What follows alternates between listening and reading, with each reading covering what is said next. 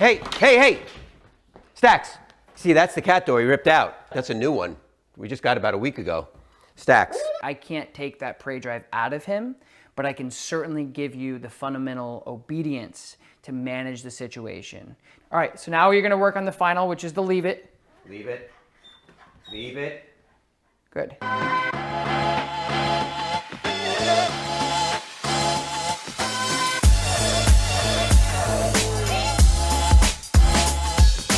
Hello everybody, and welcome back to the coolest dog training channel right here on YouTube. I'm Tom Davis, America's Canine Educator. Thank you so much for joining me here today. Today we have a case that we hear about a lot.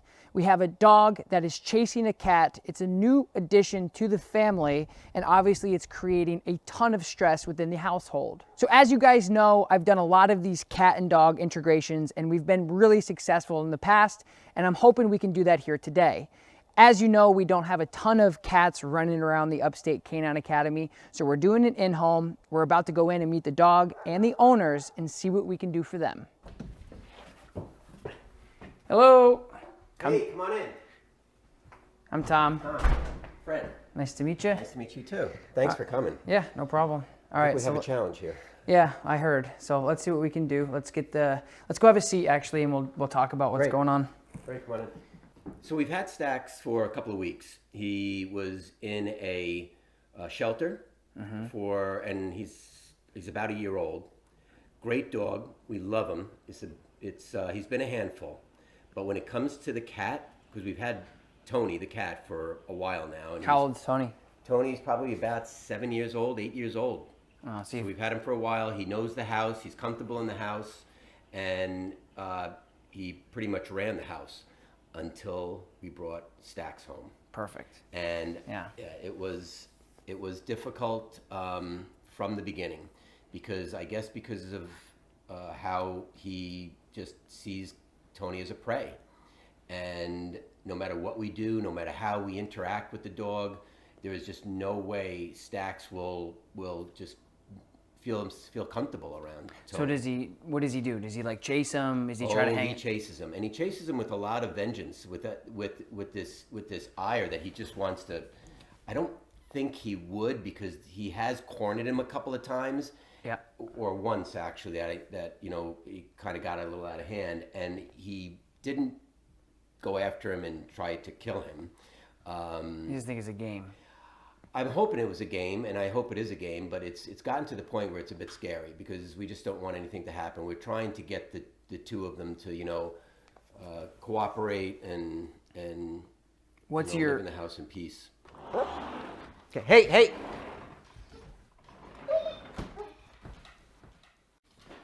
Hey! See, that's the cat door he ripped out. That's a new one. We just got about a week ago. Stax. So I always like to tell people in the integration process, like in your case, you're bringing in an adult dog to the house. Now, if you have a puppy, this is a little different, because puppies really can't do a lot of damage. They might chase the cat around and it might be cute, but they typically, in experiences like this, they typically grow up like my dogs. They're all 100 pounds or more. Once they grow up with the animal together, then they really just have a playful relationship. When you integrate a new dog that's maybe a year or older, or 6 months or older, you have to make sure that it's safe for the cat. So making sure that you're integrating with safety precautions. So some of those things will include like baby gates. And in your case, your dog is big enough where baby gate's not gonna work. He'll jump right over that thing, blow right through it. If you have a smaller dog, you can use a baby gate. And what that does is it's like when you put a new fish into a fish tank, it takes 24 hours for them to integrate into that tank and get used to the water, if you will. So that helps a lot with the integration process. It keeps them safe. It keeps the cat feeling a little safe. They're not being chased.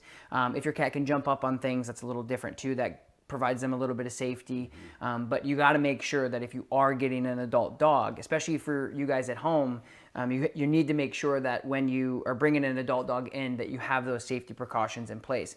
And what I'm going to do too is I'm going to throw up what an X-Pen is in the corner here on the screen, because an X-Pen is basically like, some people use them for puppy raising, where it's like a really big play pen for a baby. Yes. But you can get them up to 4 feet, and I'll link a description in below. You guys can see what that looks like on Amazon or something. But what that does is it also allows your dog to be in an area that the cat is also associated with. So it's not great for bigger dogs because it is a small area, But if your cat is really comfortable with being in spaces that are smaller as well, you can put your cat in there and just kind of integrate them that way. That way it's a really safe bet and you don't have to worry and stress so much that nothing's gonna happen to the cat. Right. So what I'm gonna do is we're gonna grab Stax, we're gonna get him in here, and I'm gonna go over some of these really key fundamental principles of obedience that really helps with this. And I think the most important thing for you as a dog owner is to realize that we can't tell a fish not to swim. And in this case, it means like I can't take that prey drive out of him, but I can certainly give you the fundamental obedience to manage the situation. To say like, hey buddy, I know what you want to do, but I have to teach you these things. And right now it doesn't sound like you guys have any structure like within what you're doing. He's kind of running the roost, yeah? He is.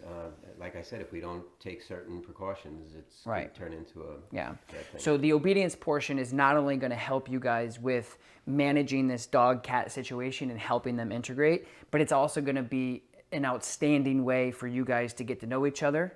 And it's great obedience anyway. I mean, everybody should have the control. And what you'll see also too is this will transfer to your life. You have friends over, you have family over. Right. It is cute when a dog comes up and says, hey, I love you, but it's not going to be cute when they're jumping and they're barking, they're overstimulated, they're darting out the door. You really want to make sure that everything that you do with your dog is structured, and that way you want them to be a dog, be funny and cute.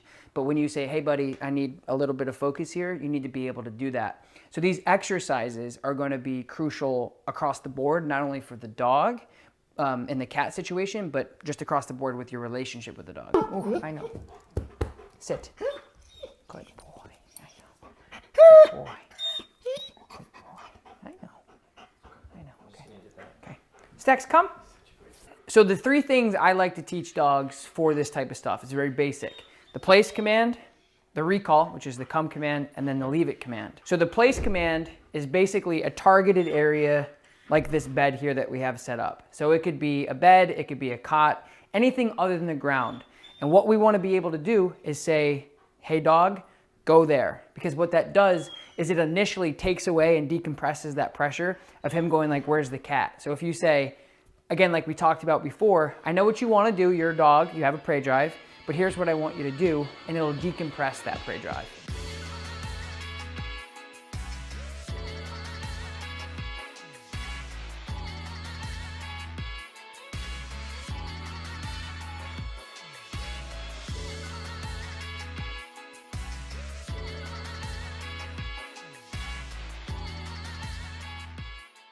So what the recall does is exactly how it sounds. So when he's out searching for the cat and Tony's kind of running away and hiding, you can recall him to you, which will then allow you to also decompress that hunt drive, that prey drive, and basically break the attention of him constantly frantically looking for the cat.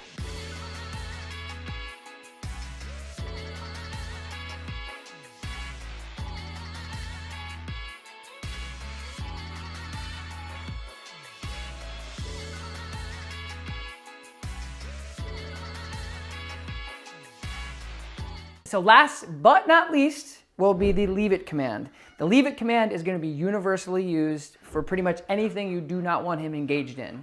That's going to come at the very end when we bring Tony out. Hopefully we can get him out of his scared place, and we can then say, hey Stax, leave it, and then for him to disengage off of Tony to redirect his attention. All right, so this is Tony. So we're going to really practice the leave it command.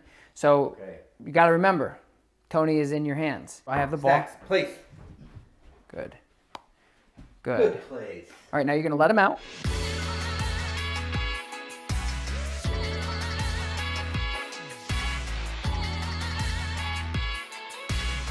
All right, guys, it's time for the final moment where we're actually going to get Tony the cat out. Wait. And we're going to... Do you think he's ready? Yeah, I think he's ready. I think that you guys worked really hard, and I think that... You don't think he's ready? If you think You got to... he's Listen, ready- you got to trust the process. If you think he's ready, I think he's we ready. have worked hard on it. If you think he's ready, I'm ready. I think he's ready. So as I was saying, we're going to get Tony the cat out, and we're going to try this out for real. Get cut up. Good. All right. So now what you're going to do is now we got the cat out. What I need you to do is you're going This to, is already better. yeah, you're going to call him backwards, and you're going to tell him to place. So recall, walk backwards. Place. Good. Down. Stay. Good place. Good place. Stay. Stay. All right, so now you're gonna work on the final, which is the leave it. Leave it. Leave it. Good. All right, Fred, so now you're gonna recall him to you. Stacks, come. Good. Now send him to his place. Stacks, place.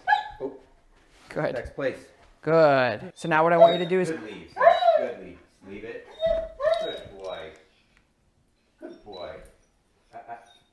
okay, now Good boy. Christine, why don't you just get up and just walk that way, and he's gonna follow Christine and the cat. Tell him to leave it. Leave it. Good. Let him out a little bit. Let him out a little bit. Break. Break. Good. Stop. Nope. Got to let him out. So we got to do a recall. Okay. Okay. So we'll All do it right, again. all right, So all put him right. back. Stacks, place. So you let him out. Have him here, and we're going to do that whole process again. Okay. Stacks, break. Good. Let him go. Hold. Recall him. Stacks, come. Good. Come. Stacks, place. Good. Wonderful. So see how nice that is? Wow, it's great. Yeah. So it's a little better than getting dragged to the cat door every time. Hey, hey, hey! Stacks! So those three things with the, hey, come back to me because I know you're interested. Yep. And then giving him a job of like, this is where I want you to be because Tony's got to live his life too. Yep. And then you telling him to leave it, to disengage him, to say like, okay, I won't go, will really, really help you guys in the future. Okay. And then again, what it does is it allows him to actually start associating Tony with like, hey, maybe this isn't so bad. And then eventually the goal is for them to coexist. And if not, you have the ability to manage this as long as you want to. Yeah. And it's really easy with that obedience. The whole quality of life is going to be different in this house with Tony being able to, you know, walk around Right. the house, do what he has to do, and having him under control. So you're not completely out of the woods yet. There's still a lot of work that you need to do, but now you're in a situation, you have the tools to manage it, and you're going to be a lot more successful now. Instead of just having him run around and be a shepherd, now he's going to be a shepherd with structure and control. Yes, I can see it. I can see it. I can see we have the tools. There's no doubt about it, Tom. Thank you. Yeah, Really. you're welcome. Thank